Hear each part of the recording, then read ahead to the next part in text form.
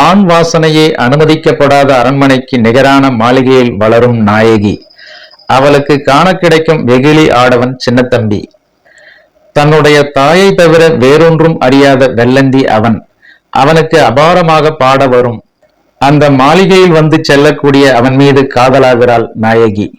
தன்னுடைய வீட்டு இளவரசியை வழிபடுகிற அளவுக்கு அன்பாயிருக்கும் அண்ணன்கள் மூவரும் அவளுடைய காதலை ஏற்க மனம் வராமல் போகிறது. காதலை காதலென்றே அறியாத சின்னத்தம்பியோடு நாயகி சேர்ந்தாளா என்பதுதான் கதை. வெற்றிலையில் பாதி அளவு காகிதத்தில் எழுதிவிடக்கூடிய எந்த விதத்திலும் நம்பகத்தின் அருகாமைக்கு கூட வராமல் போன இந்த கதையைத்தான் தமிழகம் ஓராண்டு ஓடச் செய்து அழகு பார்த்தது. காமெடி மன்னன் கவுண்டமணியின் நகைச்சுவை காட்சிகளும் கூட எப்போதைக்குமான கோர்வையாகவே திகழ்ந்தது.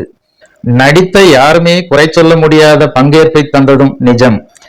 எல்லாவற்றிற்கும் மேலாக திரும்பிய திசையெல்லாம் சின்னத்தம்பி என்று ஒலிக்கச் செய்ததற்கு இன்னொரு காரணம் இசை.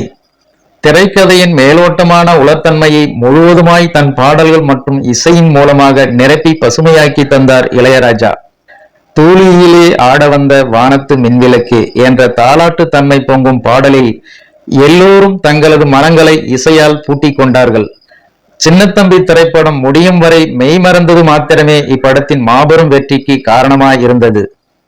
அதன் பின்னால் இருந்து காரியமாற்றியவர் இசைஞானி இளையராஜா. போவோமா ஊர்கோலம் என்ற பாடல் பாடகி ஸ்வர்ணலதாவுக்கு மாபெரும் அடையாளமாக மாறியது.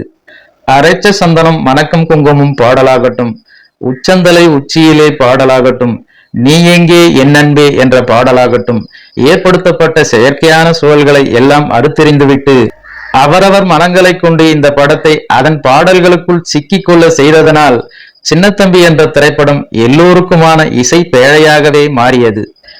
இன்றளவும் அகற்றி எறிய முடியாத அன்பின் தடங்களாய் தமிழ் சமூகத்தின் போற்றுதலுக்கு உகந்த பாடல்களை கொண்ட மறக்க முடியாத படம் சின்னத்தம்பி என்பது குறிப்பிடத்தக்கது. ஓகே ஃப்ரெண்ட்ஸ், இந்த ஒரு சுவாரஸ்யமான தகவல் உங்களுக்கு பிடித்திருக்கும் என நம்புகிறேன். நன்றி, வணக்கம்.